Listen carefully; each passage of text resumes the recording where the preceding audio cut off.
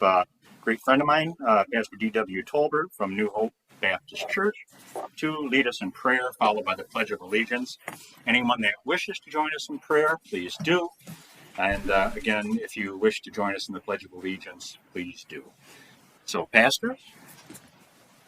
Let us bow our heads, please. Eternal God, our Father, we come before you once again, dear God, and we acknowledge you as the only true and living God. We come before you, O God, in humble submission to your way and to your will. And we come, dear Heavenly Father, at this time to acknowledge you as the head of all things. We acknowledge you as the head of our lives and the head of our community. We thank you, O Father, for this time that we've come together as a local body of government to administer decisions that will affect the lives of men and women and children for many years to come. God, I thank you for these that you have set aside an elected position to carry on the business of this city. We thank you, O God. We especially thank you tonight, dear Father, for Mayor Garan and Commissioner Dan, who have served for years unselfishly and have given themselves to the betterment of others. We pray, O God, that their futures will be continued success and that they will enjoy the fruits of their labor. We ask now, God, that those coming behind them will likewise, O God, lead our city in a way that will be beneficial to all of our citizens. As this body, this commission will function together, O God, for the good of the Muskegon community. Thank you, God, that we are enjoying a land of freedom and prosperity, and we live such a wonderful life in this world. We thank you for that. We acknowledge you. We pray, God, that you would continue to lead us in the way that you would have us to be and to go. And dear God, we also want to pray a special prayer for those who are suffering now under the weight of those hurricanes in the Midwest and our southern states. We pray your blessings upon them, Father. Send your spirit of reconciliation and rebuilding and comfort in their lives, dear Father. We pray, oh God, that you would do that in Jesus' name. Now, as we move forward in this meeting, we ask that you would go with us, keep us, and guide us. And we will always give you the praise, the honor, and the glory. In the name of Jesus, we ask it all. Amen. Amen. I pledge allegiance to the flag of the United States of America and to the republic for which it stands, one nation, under God, indivisible, with liberty and justice for all. Thanks, Pastor.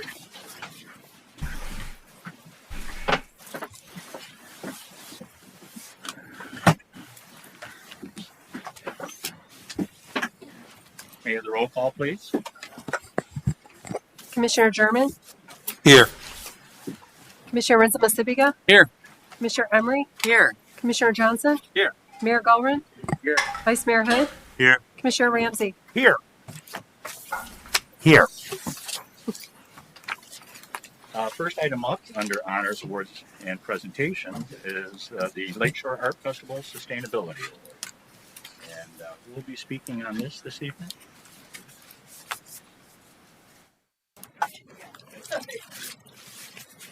Carla, that's you. Hey, hi everybody. Good evening. Thank you so much. I'm bringing up this wonderful award, major award, if you guys are all fans of Christmas Story, major award.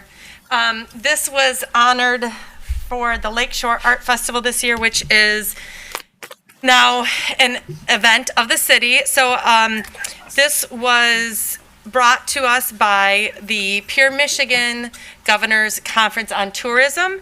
And I just want to read real quick what a portion of it says in the press release. So, the Pure Award is intended to recognize Michigan tourism entities that have pioneered the incorporation of innovation and exemplary best practices in natural, cultural, and/or heritage stewardship in their daily operations. This year, the Peer Award went to Lakeshore Art Festival, a collaboration of public and private partners, including the city of Muskegon.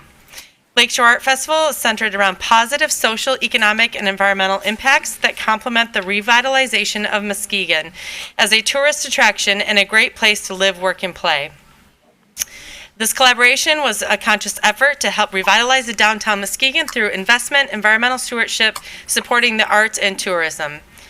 Before the pandemic, the festival brought in 50,000 visitors, diverted 10,289 pounds of material from landfills, while providing more than $7 million in economic impact. So this is an award that we did have to apply for, and this is our 10th year of the festival, and we are very, very thankful to have received it from the state of Michigan. That's that.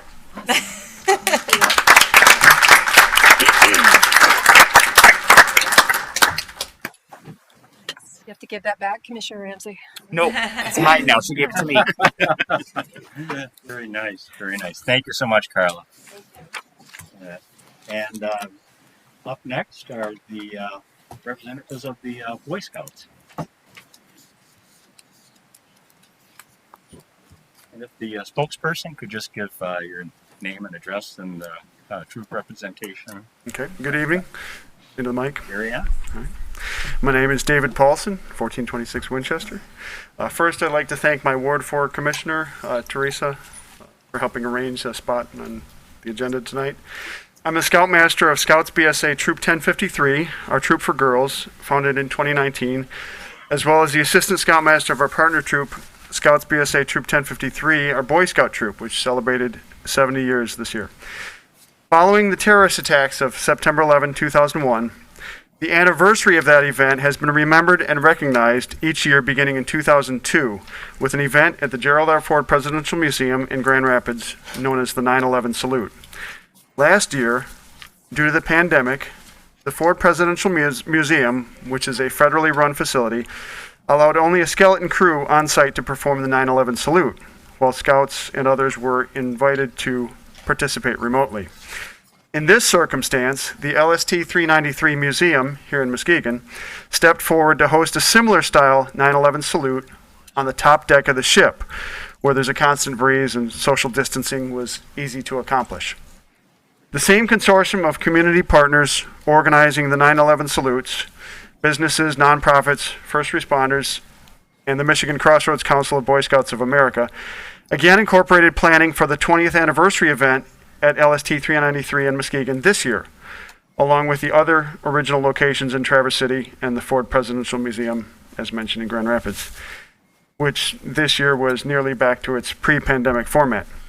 Another new twist was the overlap between the 9/11 salute and a weekend event at nearby Gerber Scout Reservation in Blue Lake Township, which focused on BSA scouts earning citizenship merit badges. Those scouts traveled from the scout camp to the LST, downtown Muskegon, on that Saturday morning when Mayor Gallren, along with State Senator John Bumstead and County Commissioner Doug Brown, spoke to them about the role of elected leaders in local and state government.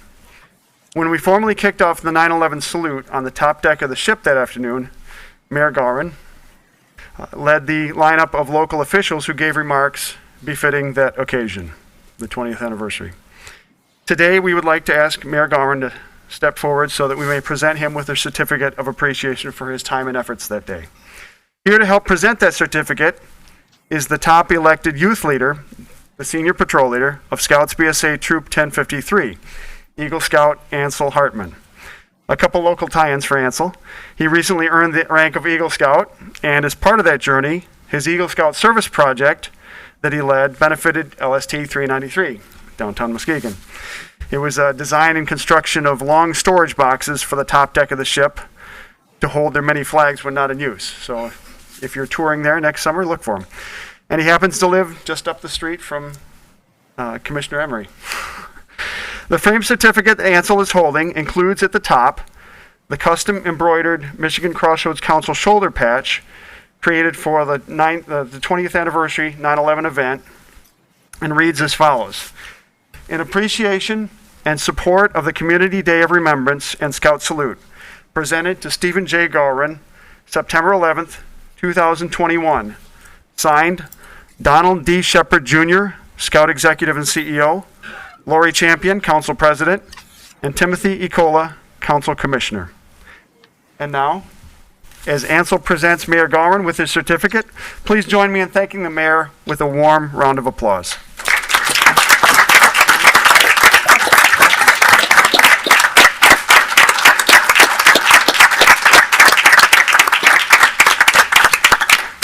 Wow.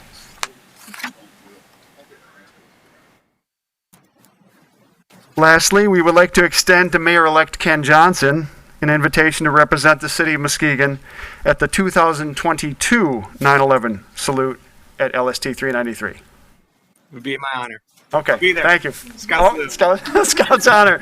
Excellent. Thank you again for affording us this opportunity. Yeah.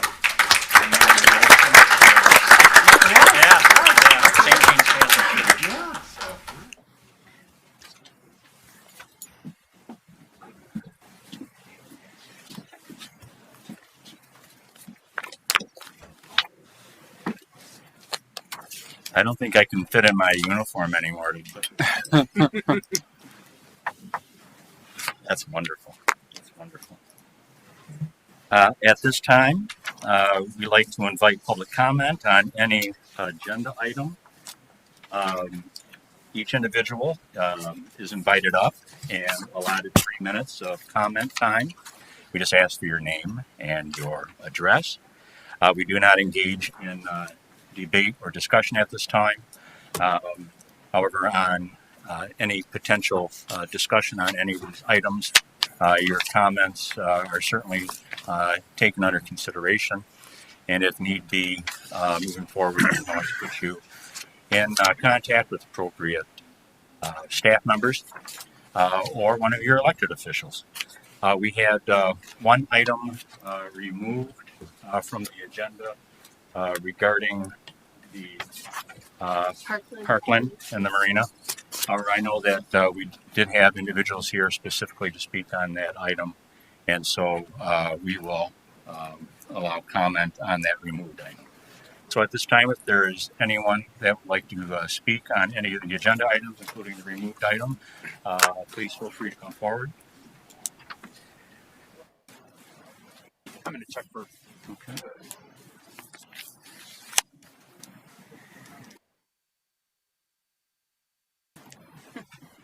Good evening. Here. Hi, my name is Randy Vanderwhite. I live at 1577 Clinton Street. Hello to the mayor and commissioners and deputy manager and city clerk and I guess attorney. And I represent the McLaughlin neighborhood. I serve as the president. And what item are you speaking on the agenda? Oh, I'm sorry. I want to actually just mention something about the alley paving policy, which I don't know is on there. So I don't know when it's appropriate to do that or not. If it's not an agenda item at this time, then at public comment after business. Then I will come back later. Okay, Mr. Thank Vanderwhite. you. Thank you, Randy.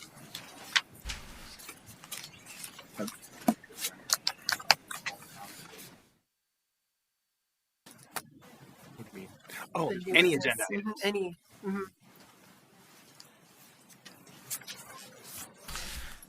Hello, I'm Max McKee, 550 Montague, Grand Haven. Also president of the Mart Dock, 560 Mart Street. Anyway, first off, just want to say thank you to Steve Gowron and Dan for their service. They were here when this city started to really take off, and I truly believe it's because of them that we're in a better place, along with obviously all the other people that have been involved both in the government and in business. And honored to be here tonight. So I'm here on the consent item that's going to be removed. And there's some confusion, and maybe it's not confusion. I understand that perhaps the agreement with Parkland and the city has been signed and executed by both parties, according to my conversation with the city manager just about an hour ago. I'm not sure if that's the case. I got to believe if he said it is, it is. But at any rate, it was up for on the agenda tonight, and I don't know what the reasoning it would be for on the agenda tonight. But I did want to comment on it. First off, I think John Rooks has done an excellent job. You talk about, being here when the things started to begin is because of John Rooks, and he's done some great stuff and continues to invest in the city, and just been a wonderful asset to the city, as everyone here knows. And I hope it continues. And I'm not up here to prevent the marine storage building that he wants to put up from coming up, but I am concerned about, I think, the agreement. I do believe the agreement lacks some things and is not as efficient or as clear as it could be, particularly when it comes to public access. I don't know what the city got in return for giving up public access, the parking and the nice walk out to the point with a beautiful view of the waterfront. Perhaps that can be ironed out where they can get something that's codified in an agreement rather than, just something verbally that may be forgotten years from now. So at any rate, if possible, I think that agreement should be reconsidered. I think that the public access that the city is giving up, for what I can't see any return that they're getting back. And I think maybe John can make that work, and maybe he can get that in writing, but it's concerning. There's a roadway that could possibly service our 3rd Street lot, which we're been talking to the city and trying to come to some sort of result where the city can have that 3rd Street property. And of course, this road going out there could service it, emergency vehicles. But as I look at the picture, it looks as if the picture of where the marina is supposed to be, the marina building, it looks as if that road is going to be wiped out, which I think is disappointing. So at any rate, just wanted to express my concern about the agreement. I will say I don't think it was well drafted, and there's some holes in it, and maybe that can be patched up. And we'll see what happens. Anyway, thanks for the time. Thank you, Matt. And it's not before us, so it's not. Okay. Thank you. Are there any other members of the public that would like to address anything on the agenda? Name and address and the agenda item, please. Yes, my name is Joshua Farrell. I'm an attorney here in Norton Shores. I am speaking on behalf of the demolition order for the property of 238 3rd Street in Houston. I represent my client, Joey Hareen, here. He has received an order on November 4th of a request for demolition for his property. We're asking that you guys reconsider that order, and for the reasons, as I can put in about 3 minutes, he finally got his permit in August, and in July, Mr. Hareen has been able to employ contractors come in and do about 4 100-yard dumpsters of garbage and burn material that was removed from that house. Now, the amount of money that Mr. Hareen has also put into this house, he's effectively showing each and every week, or at least in every month, progress. Now, I believe Safe Built came out and stated that there was no shown progress, which we have to disagree with. He had contractors from EAS here in Norton Shores who were going to be providing the truss. We're going to be providing more of the bigger construction work for Mr. Hareen, which his contractors that he has currently right now are not able to complete for him. So he's had to wait, just like many other Americans trying to get contractors in their home and their commercial buildings. Supply and demand. It's not at the snap of the fingers. He's also been approved. He received a bid, and I have prepared about 9 folders for each of the commissioners here that can review these. He's received a bid from EAS to continue putting up the trusses and continue to complete the work that's been asked of him. The start date that they've given him is January 20th. Now, I understand that his permit is up effectively January 8th and early in February. But if we can get this order pushed off or tabled for at least another 60 days so he can show progress, he will have contractors come in, make that property the beautiful house that we all expected to be in that historic housing district, and let him keep his property. He's expended about $70,000 to $80,000 in this property already, and for him to have this house taken away, demolished at this point, it would almost be a an issue of constitutional law with him losing his property at the hands of the government here. He's done everything that's been asked. He's been working with Safeville, asking them to make sure that they continue providing him with information of what he needs to complete, and he's effectively done all of those things. Now, the reason that they'd considered it a public nuisance or unsafe property, it has partially burnt down, and he is on the process of getting that up to code. The problem is, the world does not work as fast as the commissioners may have wanted. He is, like I said, he has contractors come in to finish the work and get everything done that's been required of him so he can use this house as he pleases and continue on to keep Muskegon County happy. Thank you.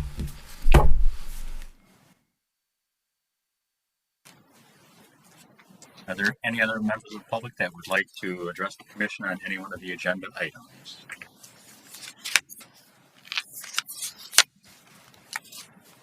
Then we will move on to consent. Commissioners, you have received the consent agenda and have had an opportunity to review the items. Are there any items you wish to have removed for further discussion or consideration? Commissioner German? Yes, thank you, Mayor. Item D. And let's talk about item M. Okay, that was D. M. D as in David, right? M as in Mary. Any other commissioners? Commissioner Emery? Item L.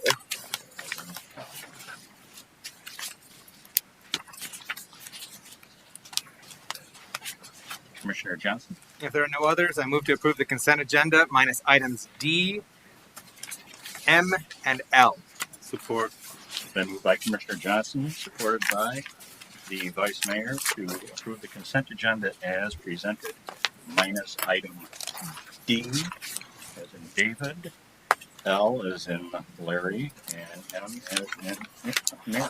Or L as in Larry, M as in Mary. Any further discussion? Roll call, please. Commissioner Emery, Yes. Commissioner Johnson, Yes. Mayor Galvin, Yes. Vice Mayor Hood, Yes. Commissioner Ramsey, Yes. Commissioner German, Yes. Commissioner Resendez-Sabiga. Yes. Motion passes. Thank you. Item D, Commissioner German. Yes, thank you, Mayor. I move to approve the budget proposed for the City of Muskegon program utilizing fiscal year 2022 municipal senior millage funds from the Muskegon County. Support. Then moved by Commissioner German, supported by Commissioner Resendez-Sabiga, to approve the budget proposed for the City of Muskegon programs utilizing fiscal year 2022 municipal senior millage funds from the County of Muskegon. Commissioner German? Yes, thank you. Yes, hi, Ms. Bailey.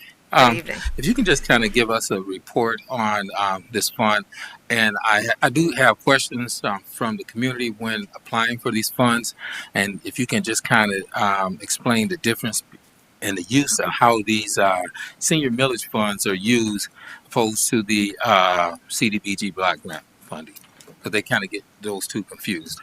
Correct. So we do have several programs. This particular program is designed for 60-year-old citizens throughout the county of Muskegon. So these particular funds come to us directly from the county, where we have a program that will assist with anyone in the county of Muskegon who is 60 or older. The CDBG program is specific to just our Muskegon residents. So yes, a resident of the city of Muskegon can partake with CDBG and senior millage, but only those outside of the city of Muskegon can utilize our senior program. So we're able to assist any senior in the county of Muskegon with a housing repair if they income qualify. And so everything that we do in our office is based on income. And so all of our programs have agreed to allow us to use HUD's income charts, which we receive annually. So there are a few things that are there. There's no lien that's attached to the senior millage program. However, with CDBG, we have to lien on the property for the repairs that the cost of that repair. But the funding here is really additional funds. So we anticipate serving that many more citizens through this municipal pot of funding. So we received from Senior Resources the fiduciary for the funds that we apply for. We get those funds for the county, and these are just provided to us from the actual county board. And just one other follow-up question there. Are residents allowed to apply for both CDBG Block Grant funding at the same time or that same year, along with the senior funds? Yes, we have had citizens that applied for every program that we have, for utilities, for the senior program, for CDBG, both a priority home repair and facade. So we've had some families who have been able to access all of our programs. Yes, okay. Well, thank you, because I knew I'd get a lot of questions, and you've answered those. I've passed these applications out to residents that are not aware of this assistance, which is a benefit to the community. So thank you for your work that you do in your job and your department as well. Thank you. You're welcome. Anything else for Ms. Bailey while we have her up there? Thank you very much. Roll call, please. Commissioner Johnson, Yes. Mayor Gallren, Yes. Vice Mayor Hood, Yes. Commissioner Ramsey, Yes. Commissioner German, Yes. Commissioner Winston-Pacifica, Yes. Commissioner Emery. Yes. Motion passes. Thank you. Item L, Commissioner Emery.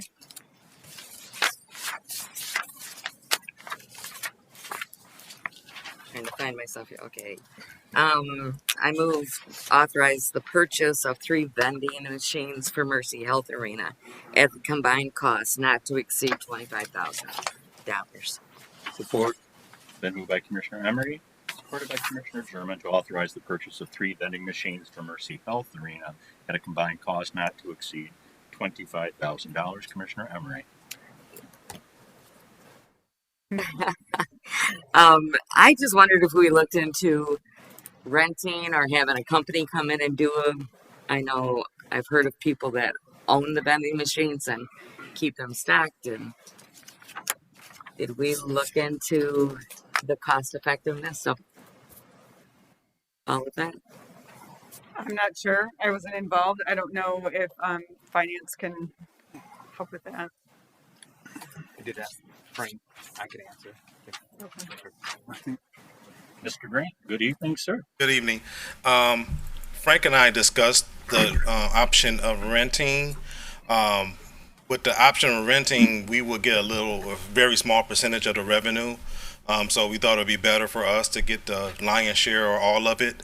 And I think Frank is looking into getting a maintenance contract with some of those, so they can maintain some of those equipments, because they are intricate, like especially the coffee maker.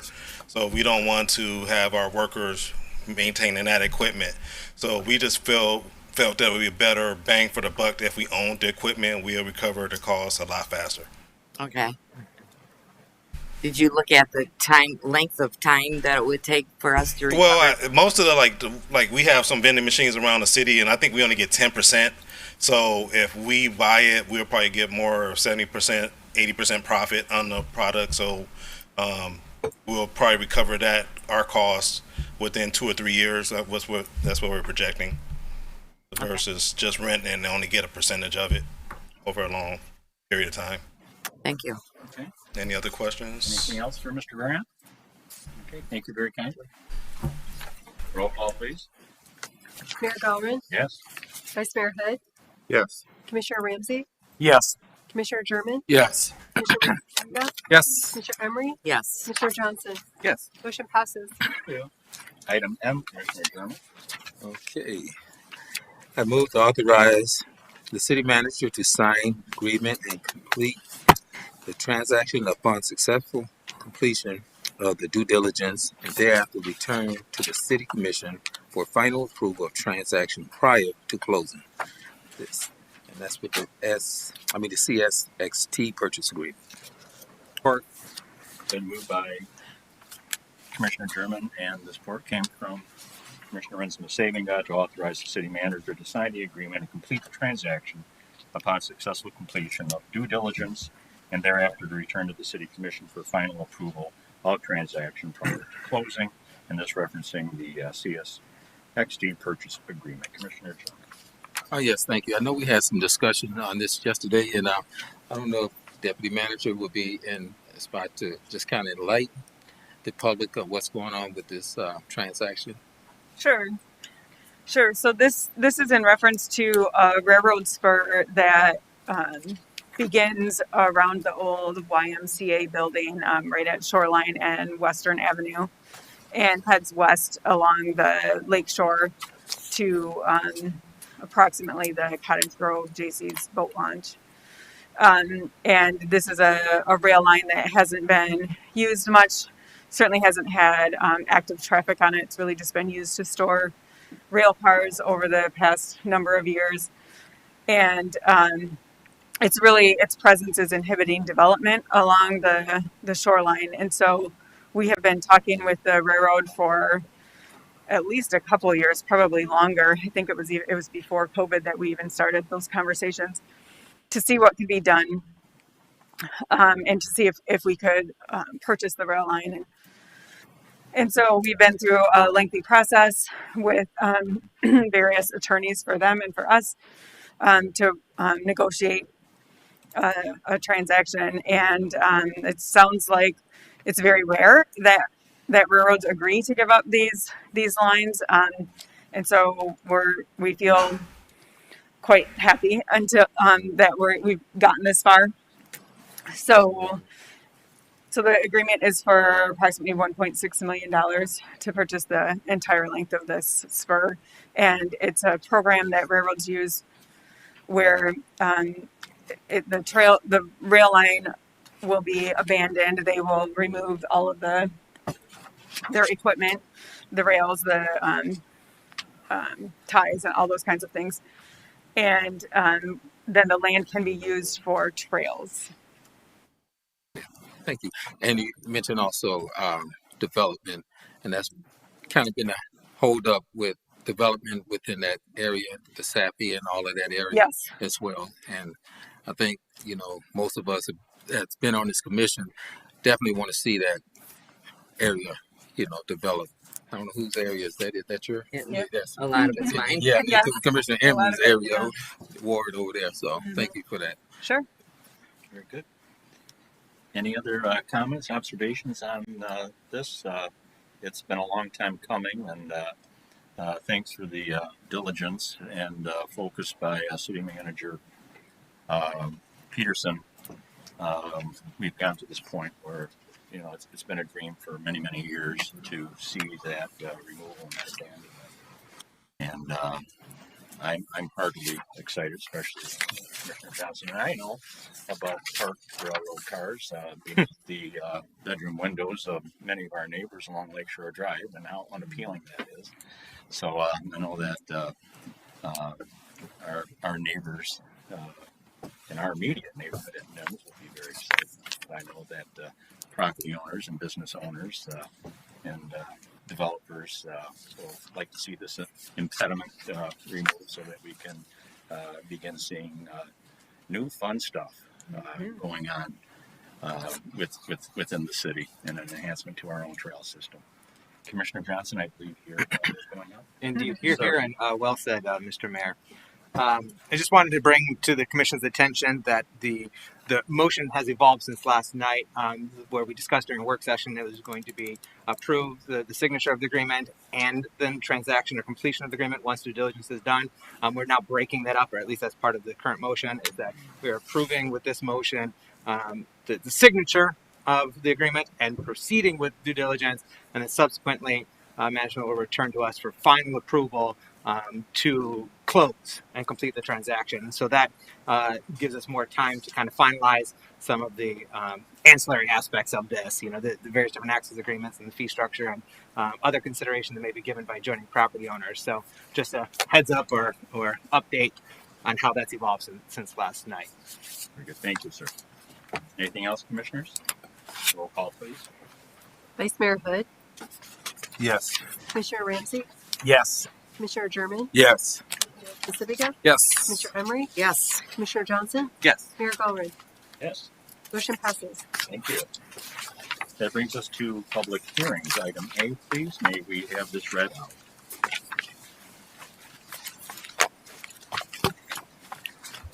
Infill Housing Project Brownfield Plan Public Hearing, Third Amendment, Economic Development. Summary request to hold a public hearing and approve the resolution which seeks to adopt an amendment to the city's Brownfield Plan Infill Housing Project, Third Amendment. On November 30th, 2021, the BRA approved the plan amendment and further recommends that the Muskegon City Commission approve the plan amendment. Staff recommendation to close the public hearing and approve the resolution of the Brownfield Plan Amendment for the city's infill housing project, Third Amendment. Thank you. Good evening, Mr. Wills. Good evening, Mr. Mayor and Commissioners. Thank you for the opportunity to address you, especially on this evening, Mr. Mayor. We're here to seek your recommendation and support for the Third Amendment to our wonderful infill housing program that we have here. As my colleague and I, Planning Director Mike Franzik, had drafted the plan, we're adding it this evening, proposing to add another 386 parcels beyond the 119 previously adopted in the Second Amendment. Thus, this brings the total to 505 eligible properties for the project that would be scattered throughout the city. As many of you know, obviously, the plan's First Amendment was adopted by the Commission July 28th, 2020. The Second Amendment almost a year ago, December 8th.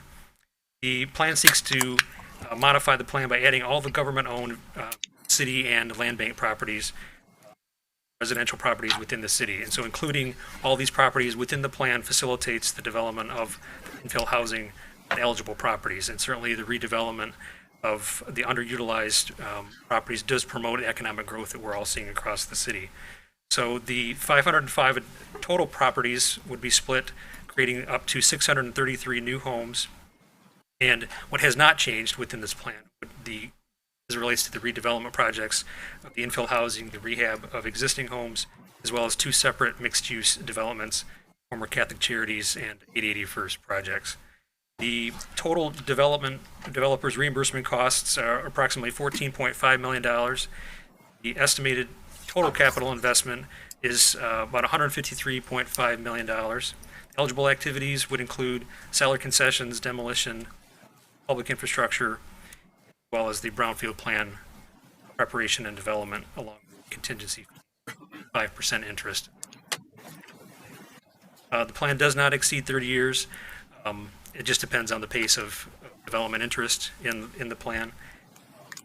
It is important to note, because there was a question at the BRA as to the sort of the reset of this Third Amendment. And so the duration of the tax capture began in 2020 and does not reset with the adoption.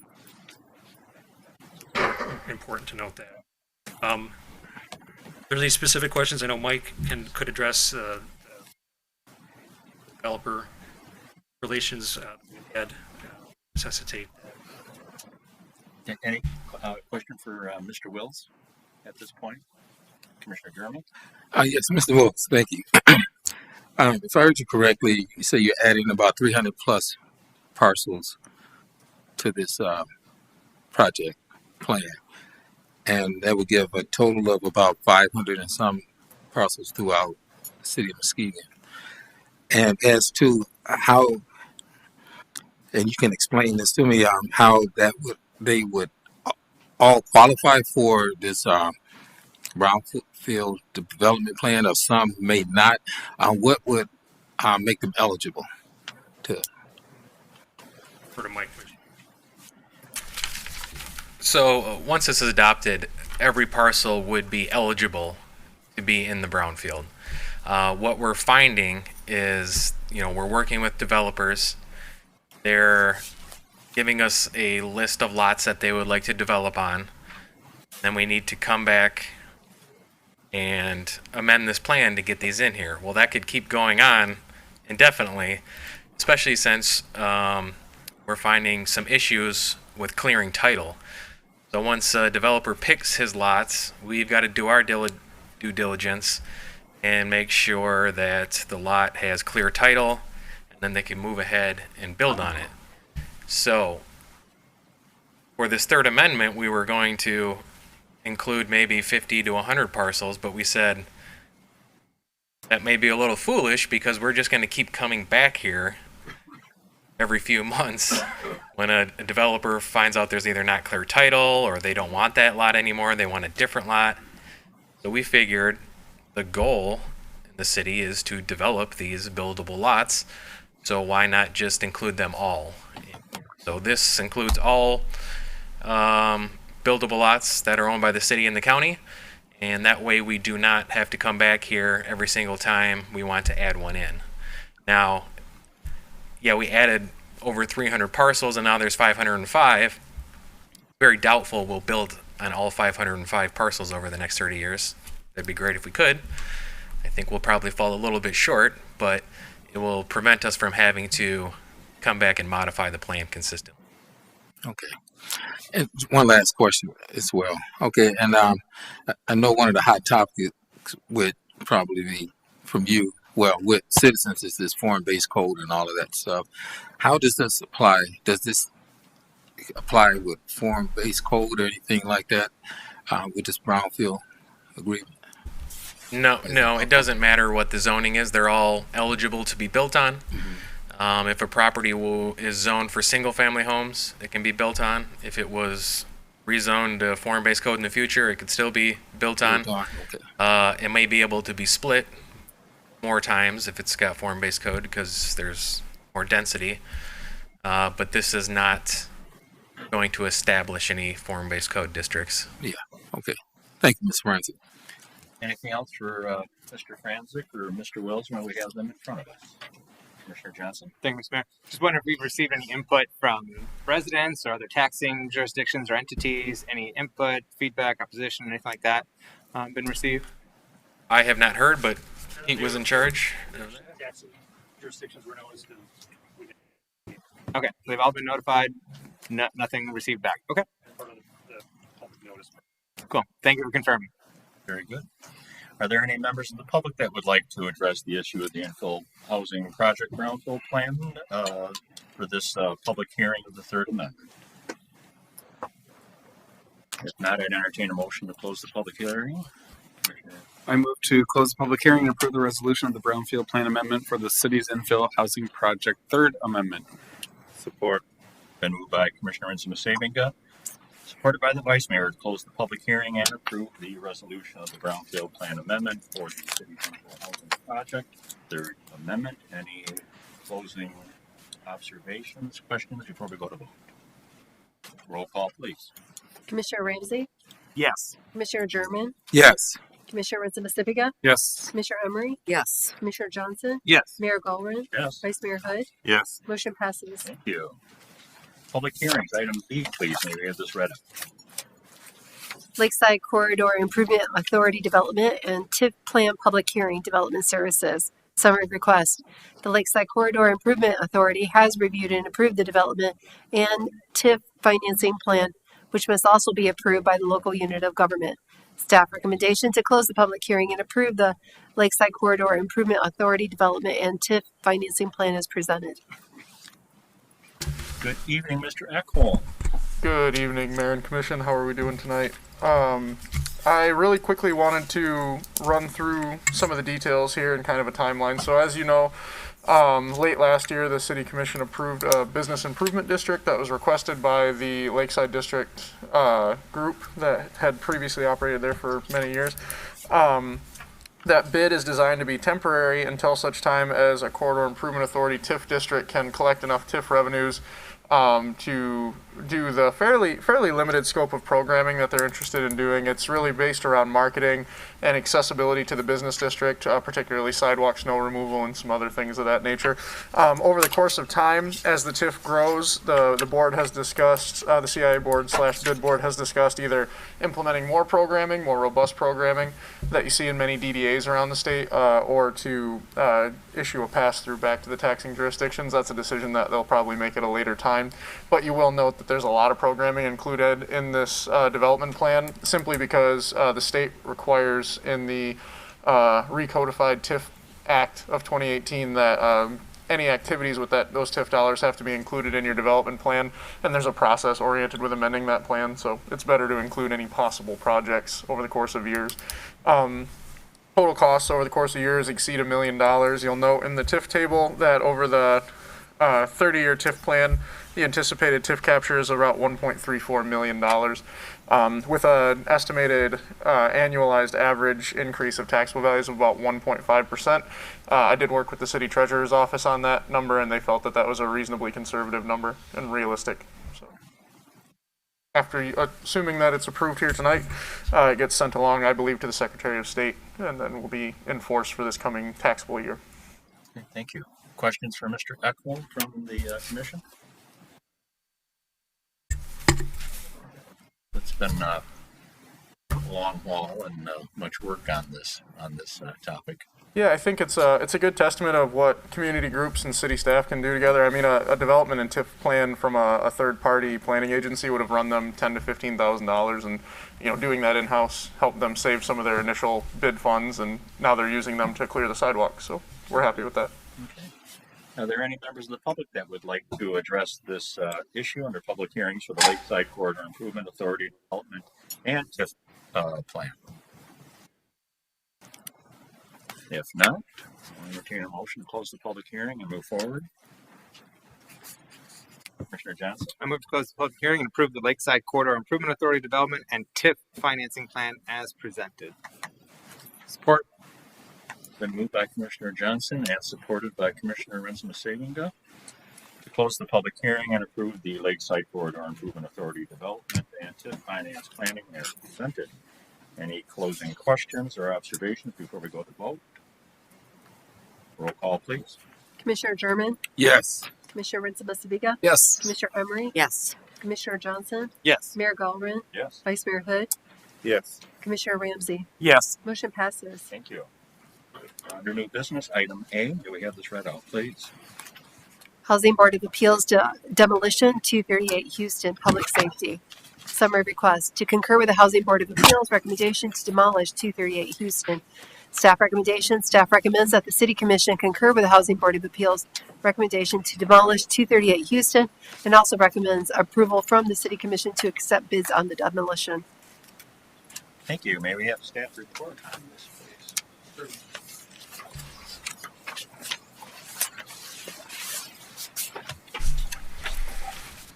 Good evening, Mayor and Commissioners. 238 Houston Ave. This came to our attention back in May of 2020 when we had a full working fire there. If you've drove by there in the last couple of years, you can see what was left of the property. We inspected it back in June of 2020. Worked with these people, attempted to, until we had a hearing in August 10th of 2020, as the packet shows. We then worked with them all through that fall and winter. As you can see, we had another hearing in June of 2021, again in August. But anyways, what I'm getting at here is we've had approximately 6 hearings with these individuals. One became very argumentative and was very threatening to our Housing Board of Appeals. We then held another meeting in November, which they did not show up for. We held another one in December, which they did not show up for. And we've inspected it. We've tried to work with them on multiple occasions. Even going back to May when the fire occurred, by the time our staff got there, they had already done self-demolition and started repairs without working with Safe Built. And then, of course, it would not be up to code. And so they have not shown over the last 30 months any effort to work with our Housing Board of Appeals, although we've had all those hearings. At this time, our staff indicates to be about $180,000 to repair that property. Its state equalized value is approximately about $17,000 of the worth of the property. You can see cost to repair and the worth are very out of line with each other. I was at the last Housing Board of Appeals meeting in December when the board talked about this. There is just no way that the board can deal with this, so we're here today, and all we're asking this commission to do is to concur with the Housing Board of Appeals They have an attorney, they understand the process. We think the best place for this is circuit court, and that's what our ordinance allows. Then the circuit court, if they wish to repair it, the circuit court will set up a timeline for them, will set up a hardcore court-ordered plan for them, because the Housing Board of Appeals and Safe Build have been unable over 30 months to get them to do anything except what they want to do on their own. And by their attorney's statement, their permit again is going to expire on January 8th. So by moving this out or moving it back down will do no good. So my recommendation to this board, to our commission, is to forward this, to concur with HPA, and then it is up to them to contact the circuit court to save the property. And that's what we recommend. And that would be the written superintendent control, correct? Yes, superintendent control. And you could pass along that information additionally to them. We certainly can, because we have State Board representation here today. It's built into our ordinance, and it is a good way to have a court guided or oversaw way if this property is to be saved. But by pushing it back down to HBA or putting Safe Built back on this again, I have been at these hearings, I just cannot see where we're going to get any headway until we have a court supervised management on this. Questions for Director Lewis on this matter, Commissioners? Quick question. Commissioner Sherman. Yes, thank you. Chief Lewis, he said there was the fire occurred back in May. You said, was that May of last year? No, May of 2020. Oh, May of 2000. So it's been about 30 months now. Okay. Okay, and there was a no-show for hearing twice. Yeah, the last couple of months, there was a big blow-up at one of the hearings, and they were very confrontational with our Housing Board of Appeals. So our commission tabled it, and then no one showed in November, no one showed in December. And if they were interested, they could have came and tried to work it out one last time. We do have a commissioner that sits on the board, Commissioner Ramsey. I think he can maybe add something to this. This is one of the tougher cases I've seen. I just don't feel like sending it back to HBA or working with Safe Built is going to help. And we don't like to have hearings in front of this commission because that you're not set up for that scenario. Thank you. Just a clarification on the timeline. So January 2020 was about 24 months ago, right? Is that when the fire was? No, it was in May of 2020. Okay, so a little bit less than 24 months, but. Well, it's in May of 22 is going to be 3 years. Yeah, That's 36 exactly. months. We're about 6 months shy of that. Okay, yep. And there was no action before that. I just want to be clear that that's when it started. Like the actions to get compliance and bring the structure up to code. Well, yeah, they did. They right away after the fire, they started working on demoing and repairing it without a permit. Got it. Mm-hmm. The reason we knew about the place is anytime we have a fire in the fire department, I immediately forward everything to Safe Build. Yeah. That's what invoked the inspections in the first place, or we wouldn't have known it. Yeah, I just want to clarify the time. So the time frame started with the fire. That's when Yes. these problems began. Thank you. Commissioners, any other questions for the Director? Vice Mayor? Yes, Chief, have you noticed any of these improvements that they've done? And I think before you said they've only done what they wanted to and haven't adhered to the what did the board give them instructions of what to do? That's what I. Right. We have given them instructions what to do. We noticed that one thing they did without, getting permits was they purchased a large amount of, like the gables that go on the roof. They've been sitting there for months on end, rotting and just falling apart. You wouldn't do that if you would have gotten your permits and got your plans, got them all approved. That would have probably been a wise purchase. But to purchase them and then set them on the ground and try to cover them for months on end would probably not be a good business decision with building materials that aren't protected by the weather. Now the property sits there without a roof on it, week after week, month after month, not being protected. And so the structure is further deteriorating as this time goes on. And to date, we still do not have plans. They have not complied with Safe Built's multiple requests or plans for this, architectural plans, to move forward. And we've had, as you can see, we've had multiple hearings, and the last two, they just chose not to show, even though they knew that we were having those hearings. Because like I said, the one meeting was very confrontational with our board. They got into a large argument, very much threatening. It just stalemated. That's why I believe now the best way, if they would like to save the house, in my opinion, is to go through superintendent control, which means this board would vote to demo it, and then they have 21 days to invoke the circuit court action to stop our demolition. Okay. Commissioner Ramsey? Yeah, thank you, Mr. Mayor, and thank you, Director Lewis. I am the sitting commissioner on the Housing Board of Appeals Board, and I want to concur with everything that Director Lewis has said, but I also want to make sure that the commission understands that we have attempted to, from the HBA, regardless of the relationship that Mr. Heron has with the rest of the HBA board, I was very intentional with my conversations with Joseph around how to connect with Safe Build and to use the resources that are provided to him. And if there's an opportunity that we missed, I would like to hear about that. But if not, I also think that the best way for this to proceed forward is to go to circuit court.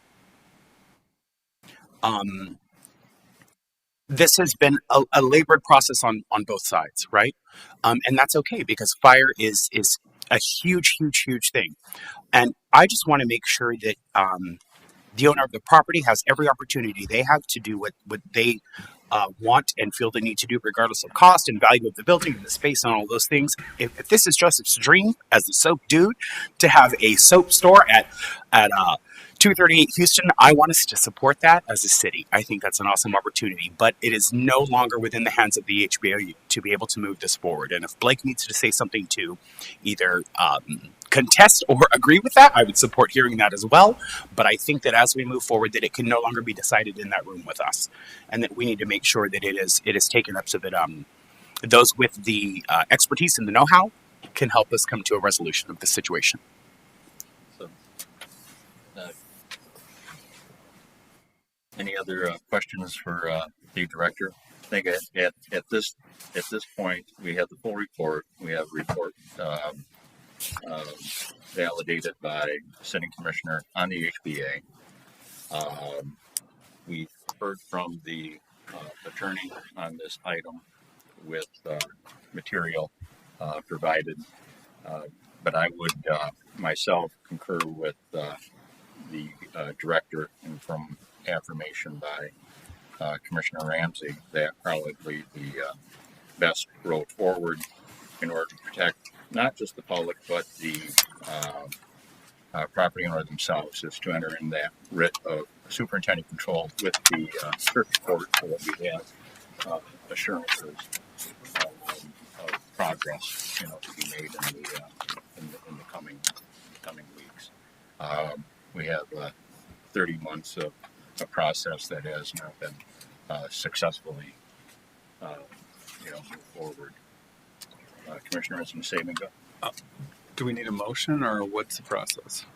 Then we would need a motion to concur with the Housing Board of Appeals recommendation to demolish the property.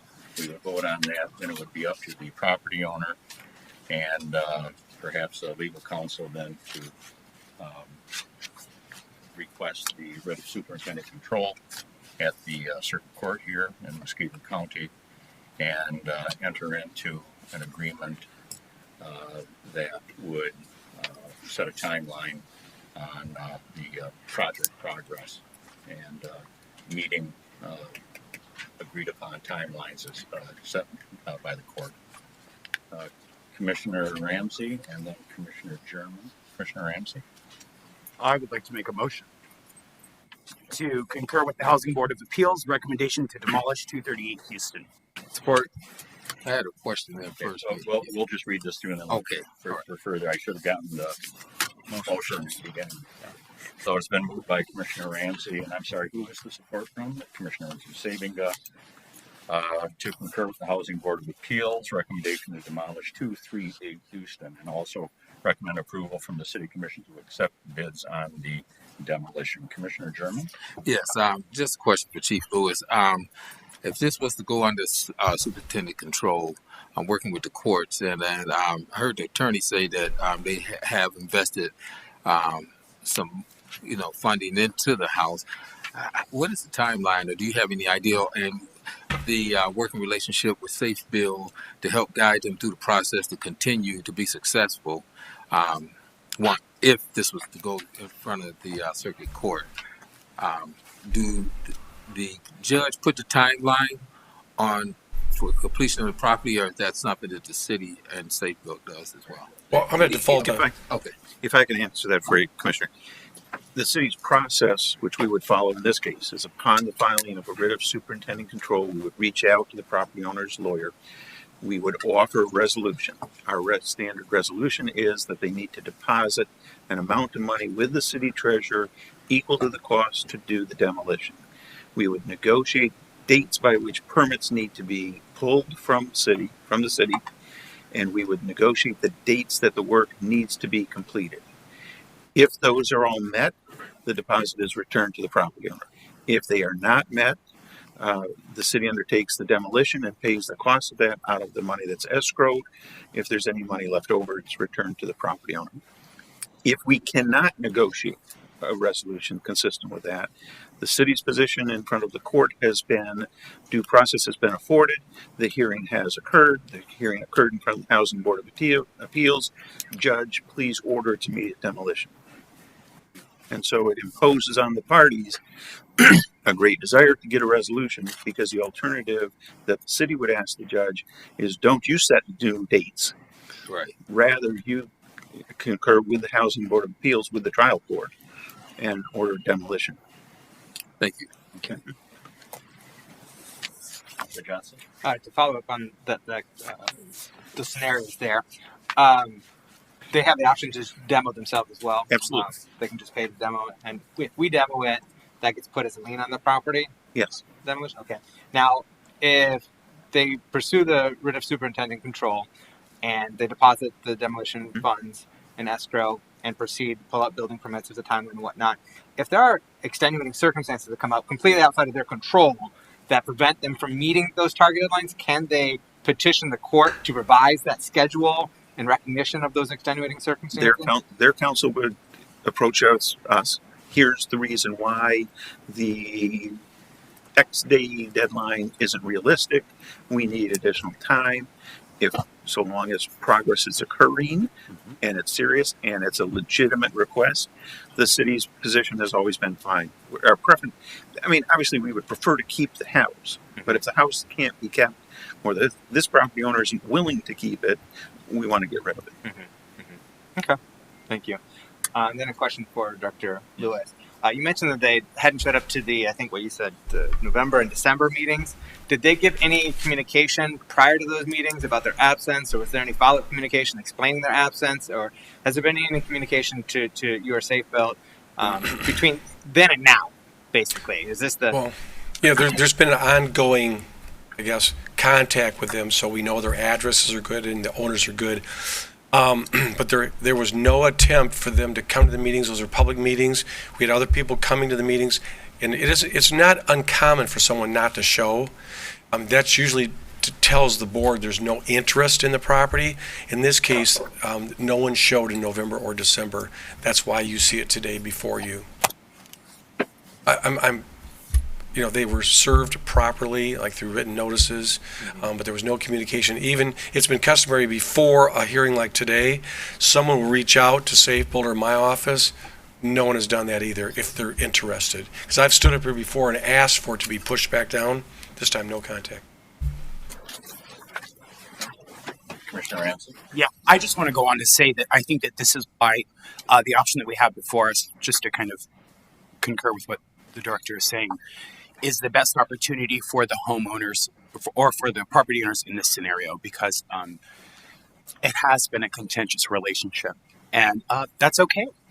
But I think for things to be done in a way that that benefit everyone, that needs to be taken out of the hands of the HBA and hopefully given to that circuit court with the superintendent control, so that we can move forward. Thanks, sir. So I agree, Commissioner Ramsey, that we should not refer this back to the Housing Board of Appeals. What I'm what I'm personally trying to evaluate is whether it is sensible or reasonable to, their attorney had requested 60 days, and that's what I'm kind of evaluating. It sounded like I heard from legal counsel, though, a few moments ago that the commission should not be setting any dates for. So that would be that's kind of gray area if we delay or table this or push forward. I mean, say you need to make meaningful progress within 60 days, or we're going to demo it, 60 days from now. But if you do that, if you table this for 60 days, all you do is postpone, because at that point, this body or the new commission, obviously, will need to make a decision, concur with the Housing Board of Appeals, and authorize demolition at that point, notwithstanding whatever they have done in that next 60 days, or do what? Mm-hmm. I mean, if it's back to file a writ of superintendent control, okay, they've got 21 days from then to do it. And even if you authorize demo, they've got 21 more days from then to file in circuit court. Mm-hmm. So the running of the time limit to file the lawsuit is essentially when they get notice of your decision. Mm-hmm. 21 days. Which will be usually within days of your concurrence. Are there any concerns with the court functions right now, given they're functioning. Pandemic? Courts are functioning normally right now. Not normally, but they're functioning. Well, they're functioning. So the hearings tend to be by Zoom, not live, and they're a little slower because they're by Zoom, but it won't delay tremendously, this sort of thing. Okay.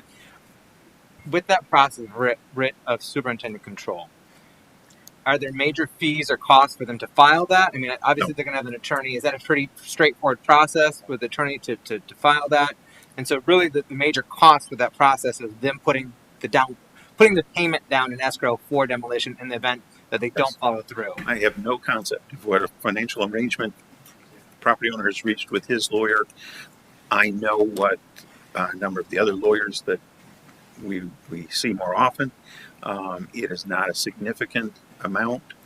The trick is, do they have, and that's where many of those cases never get filed, is the property owner doesn't have the money to pay the deposit, and the property owner doesn't have the money to make the improvements. Yeah. And we find that out real quick. Yeah. If you don't have the money for the deposit, you certainly aren't going to have the money for the improvements. Right. But I would agree with you. Your sentiments conveyed a few moments ago is that I think all of us, as a city, would like to keep our housing stock intact and upgrade it. And it sounds like this is new information to me. Commissioner Ramsey indicated that perhaps he wants a live workspace there and be able to sell soap products out of it, which I think would be great. I'd love to see that turned into a live workspace. But it sounds like we have a reasonable path forward, availing ourselves of where they have the opportunity to avail themselves of the court system, and we have some finality on progress rather than the status quo remaining, where it's a nuisance and a potential hazard to our public. So, okay, thank you. Thank you. Anything else, Commissioners, before we go to vote? Roll call, please. Commissioner Rizza-Pacifica? Yes. Commissioner Emery? Yes. Commissioner Johnson? Yes. Mayor Goldman? Yes. Vice Mayor Hood? Yes. Commissioner Ramsey? Yes. Commissioner German? Yes. Motion passes. Thank you. And the representative and the property owner can see Safefield staff and the director regarding proper contacts with the courts to begin the writ of superintendent control. Mm-hmm. New business item B, please. May we have this read up? 2022 SEIU Unit 2 Contract City Manager Summary Request. Staff is seeking approval of the proposed collective bargaining agreement with the Service Employees International Union Unit 2. Staff recommendation to approve the collective bargaining agreement. Commissioner Rizzo-Savinga. I move to approve the collective bargaining agreement with the Service Employees International Union Unit 2 as presented. Support. Been moved by Commissioner Rizzo-Savinga, seconded by Commissioner Johnson to approve the collective bargaining agreement referencing 2022 SEIU Unit 2 contract. Hello. Hello. This you were sitting down with this, weren't you? I was. You were. Yes, and unfortunately, there's no packet for me, so I don't have much that I can share off the top of my head for you. But I'm happy to answer any questions that you might have about how the document or what's in this document. Any questions for the deputy director, and that you can wing it?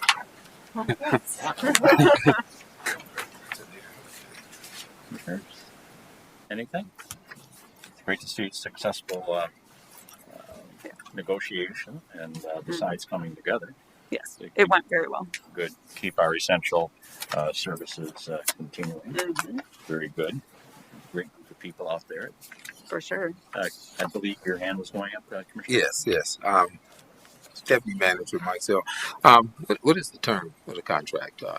Term. It goes. I believe it's 5 years. Okay. Has there, I guess, been any initial requests added for this contract? Or? I'm not sure I understand. Well, okay. If I'm understanding now, this is the contract for exactly who? It's essentially the DPW union. Okay, DPW union. Okay, all right. I mean, being a strong union guy myself, I think that's good that staff and collective bargaining could sit down and negotiate a contract that's beneficial for both. So, It is. Good work. Thank you. Very good. Anything else on this item before we go to vote? Thank you. Roll call, please. Commissioner Emery? Yes. Commissioner Johnson? Yes. Mayor Goldman? Yes. Vice Mayor Hood? Yes. Commissioner Ramsey? Yes. Commissioner Thurman? Yes. Commissioner Rizzo-Pacifica? Yes. Motion passes. Thank you. Commissioners, is there any other business you'd like to bring before the body before we go to public comment on non-agenda items? Commissioner Johnson. Thank you, Mr. Mayor.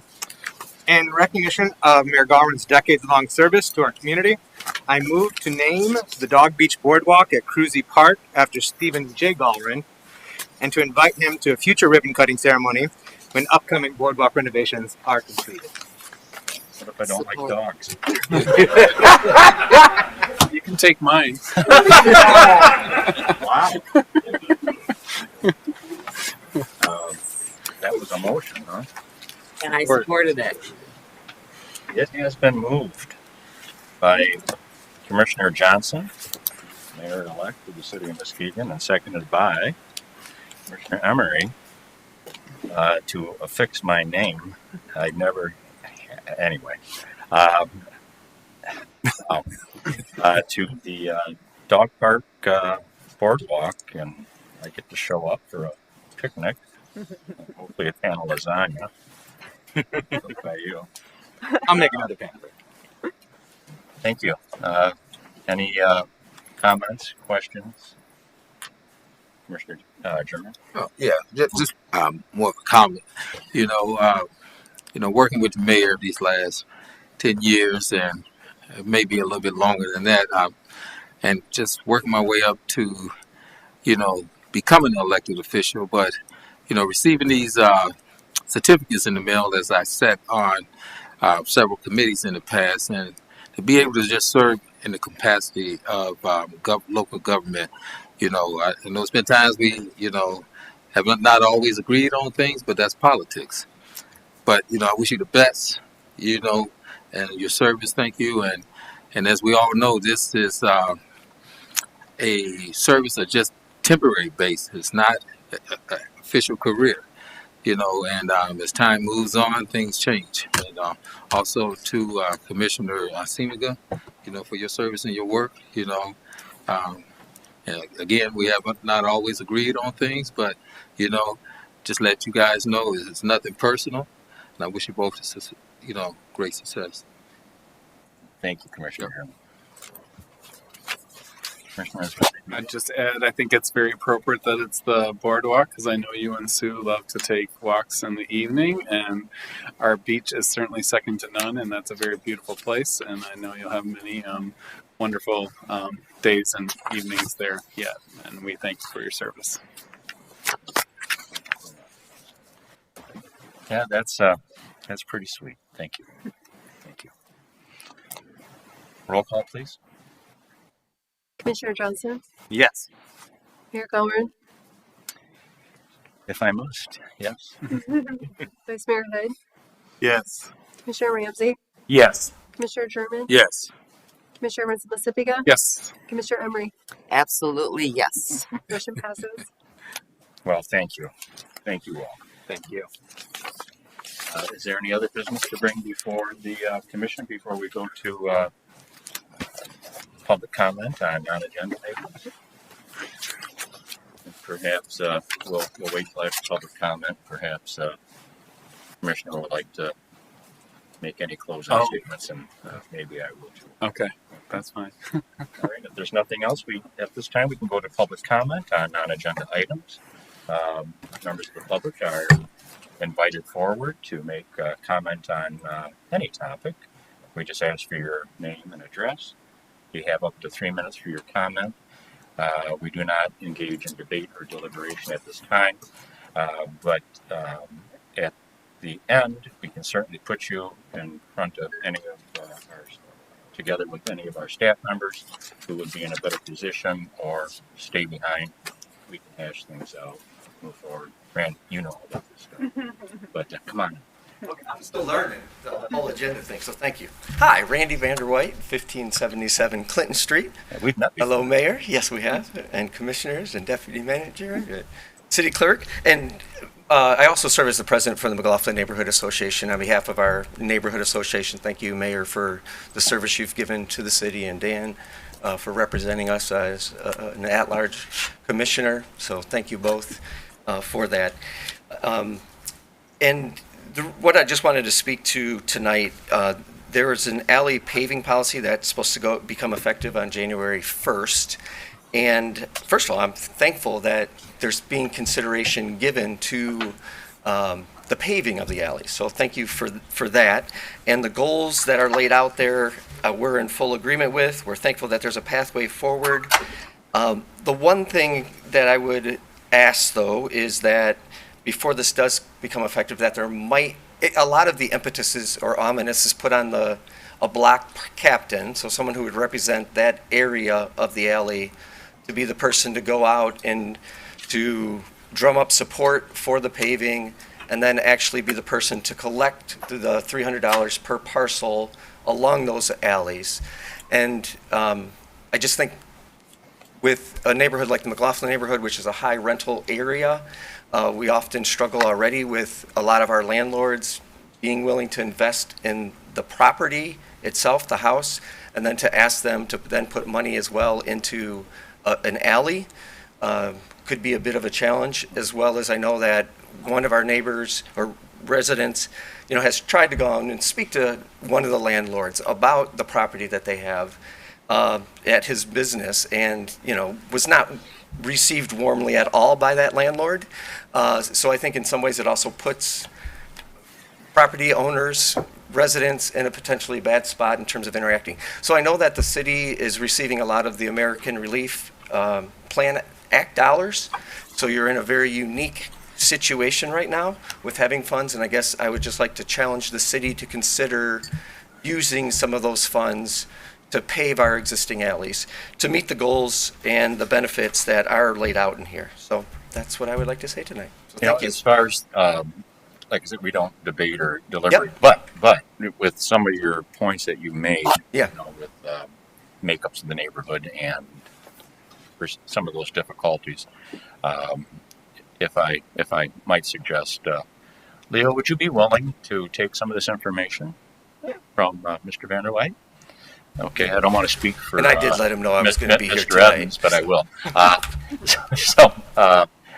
There's a marvelous contact. Yep, that sounds good. Okay. All right, but yeah, as the committee or the ARPA funds are decided, I'd just like to ask you to consider that. Thank you. Very good. Thank you, Randy.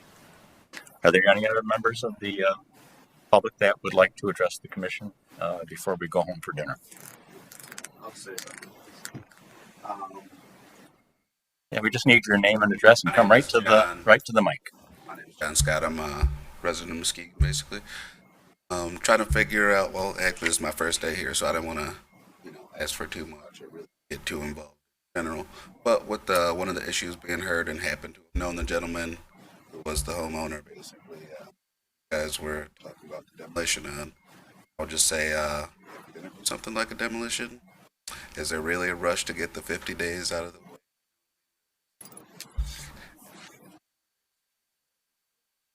And that's all I'm gonna say about that. Okay, thank you. Thank you. Are there any other members of the public that would like to address the commission? Commissioner Muskegon, any closing comments to the public? Not too many. It's been an honor to serve on the Muskegon City Commission. It's a wonderful place here in the city limits, and we have wonderful people. And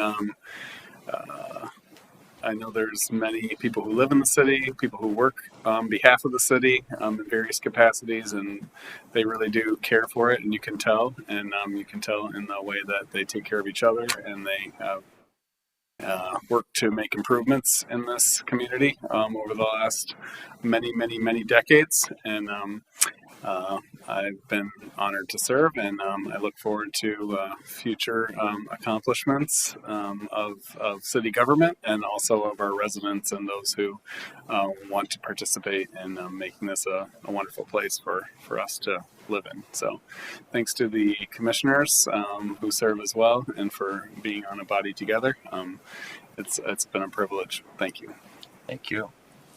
And I'd also like to thank everybody that I've come to call colleague and friend over the past 20 years.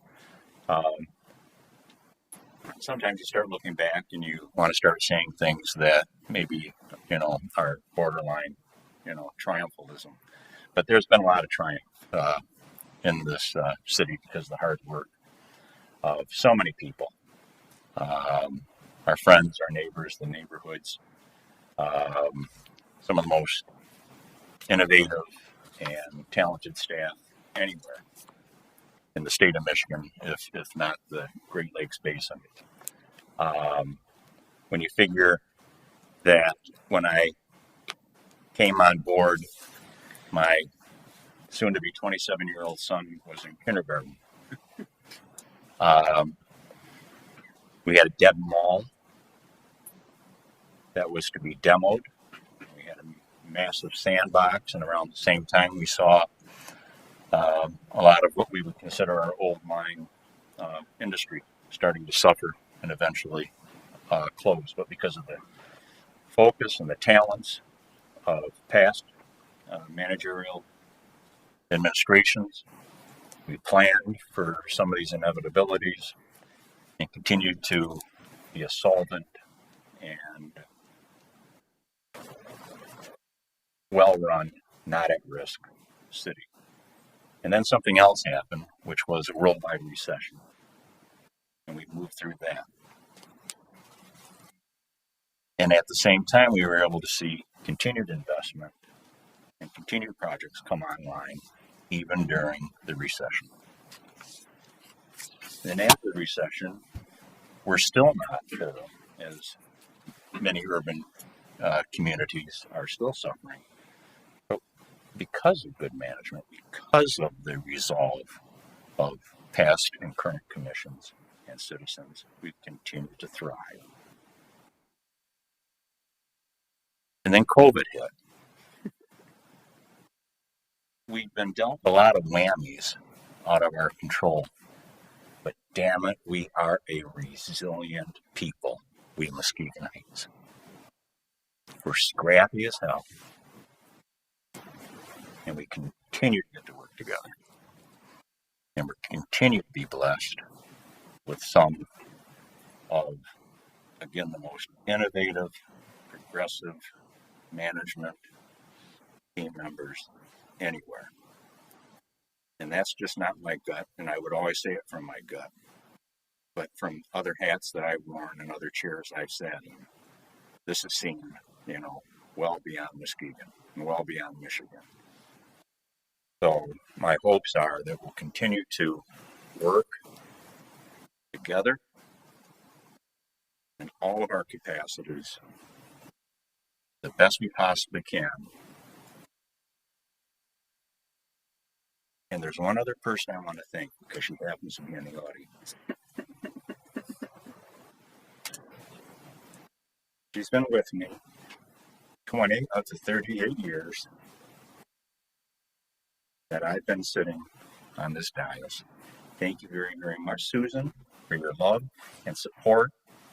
And I mean the love and support that you have given to our neighbors and the people of the city of Muskegon. And in this season, when we extend often peace on earth, goodwill to all, let's do a better job in our civic engagement, our personal engagements, and our political engagements, and be kind.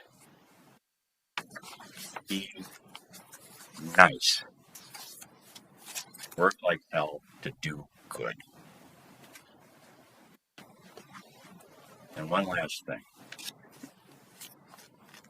Best wishes and blessings to you, Commissioner-elect Gorman, Commissioner-elect St. Clair, and Mayor-elect Johnson. May you go gently, with your eyes wide open, into this marvelous, marvelous enterprise we call the governance of the city of Muskegon. And have fun. Because you can. There's many great people to become best friends with and do such great things for those who live next door to you and beyond. And these are lasting relationships. What are we calling our coffee clutch? Tuesday morning? Yeah, the Tuesday morning coffee club. And it might be Fridays, but I love watching the kids grow. He's watched my kid grow all these years. But thank you all. Let's get back to work. And a very, very Merry Christmas. God bless you, everyone. Mr. Vice Mayor, take us home. I move to adjourn. Support. Been moved by the Vice Mayor, supported by Commissioner Renson-Masavinga, and echoed by Commissioner Emery. Thank you, everybody. See you around town. You know where I'm at on Fridays, mowing the lawn. Bye-bye.